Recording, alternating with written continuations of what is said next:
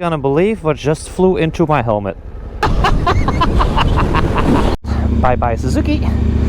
Hello KTM.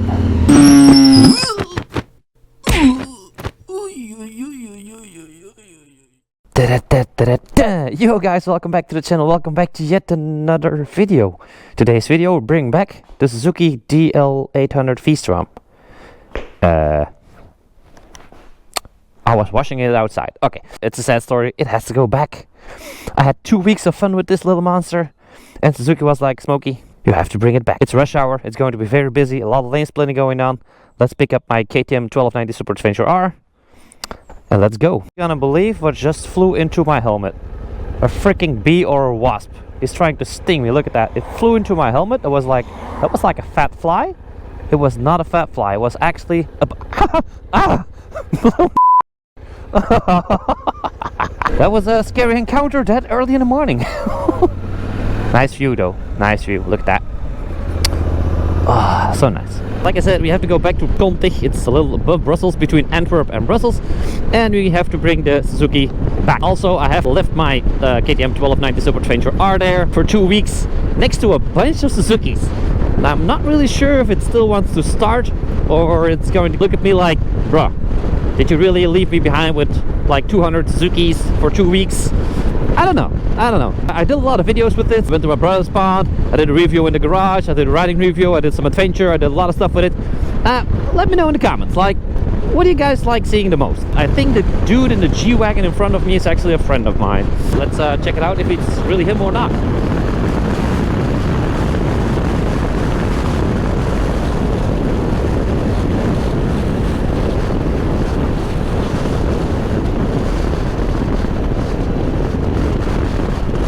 It's him.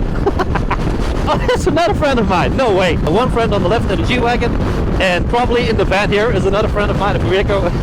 They do trailer service. We're all at work here. We're all at work. This is a good time. Who's in there? Who's in there? It's my buddy.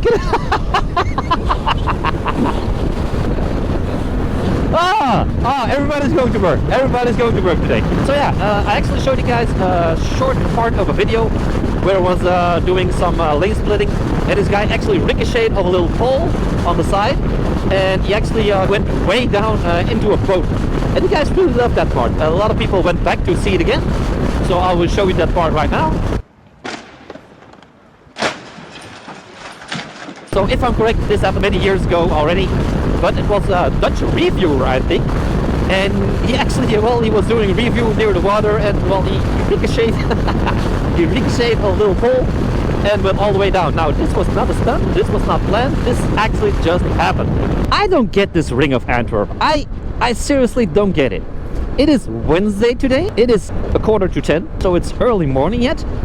When I come here on a Tuesday or on a Wednesday or on a Friday, whatnot, just like 12 o'clock, 1 o'clock, I'm standing in traffic like all the way back, and for some reason, 9:45, I'm not stuck in traffic. What's going on? I don't get it.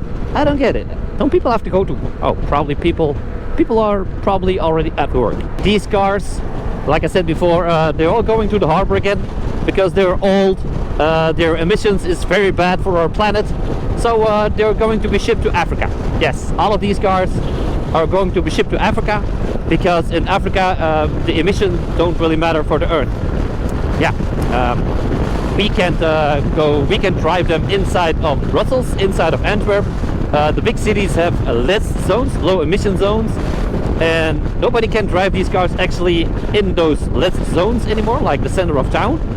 But the Ring of Antwerp is actually around the town. You also have the harbor, which is next to the town, but inside of the town, oh, stop. Fun fact, my buddy Jeroen was doing also supercar Smokey with me.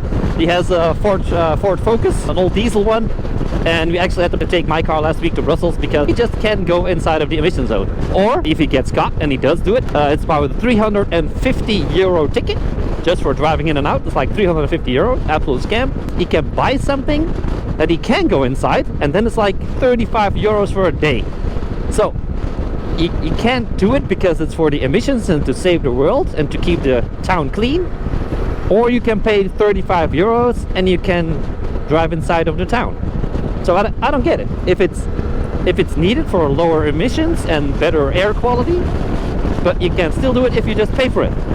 Now, of course, our Belgian government is known for scamming off people a lot, and they came up with another scam a couple months ago. Motorcycle testing, like on a yearly basis. It is not yet there, the yearly basis, but now if we want to sell our motorcycle, we have to go to a mandatory inspection.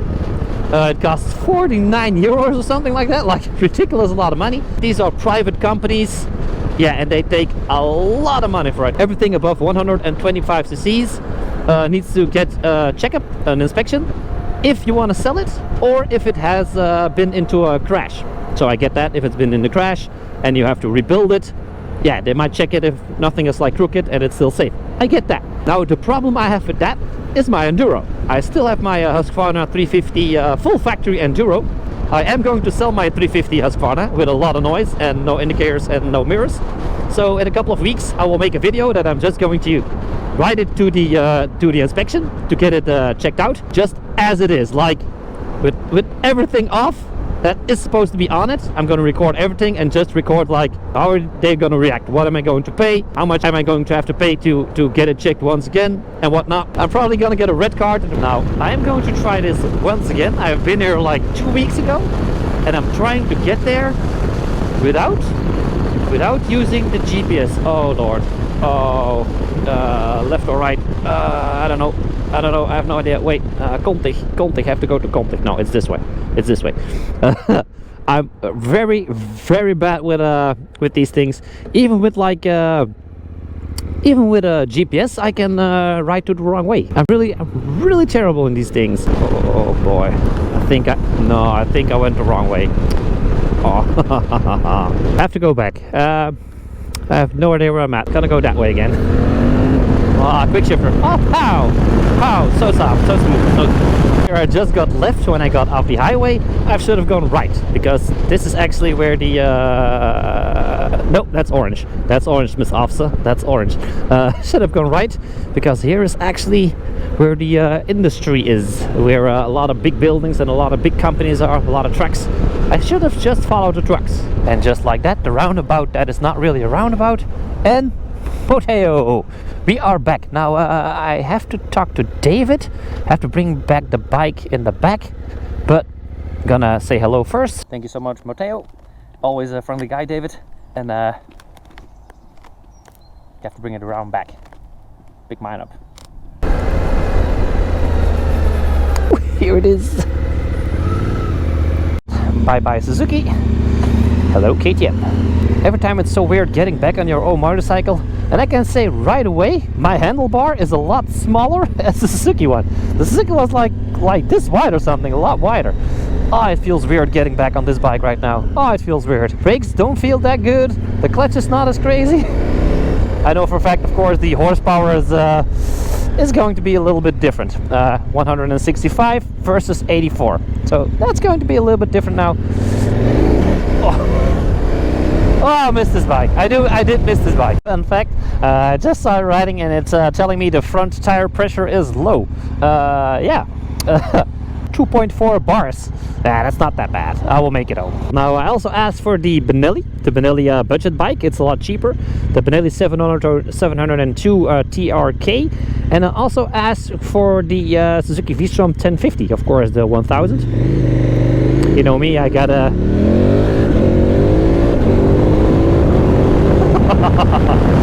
Yeah, that's a little bit more horsey than the other one.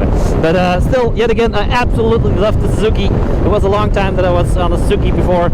Many years ago I had a Suzuki GSXR 600 and GSXR 1000. And I kind of missed that engine. Good bike, good engine, really enjoyed it. Thank you again, Moteo Group, for lending me out V-strom. Looking forward to doing some more motorcycle adventures with your motorcycle. But with that being said, hope you guys liked today's video. Make sure to subscribe, like this video, and I'll see you guys in the next one. Thanks again, Moteo. Thanks all for watching. Peace. Drive safe.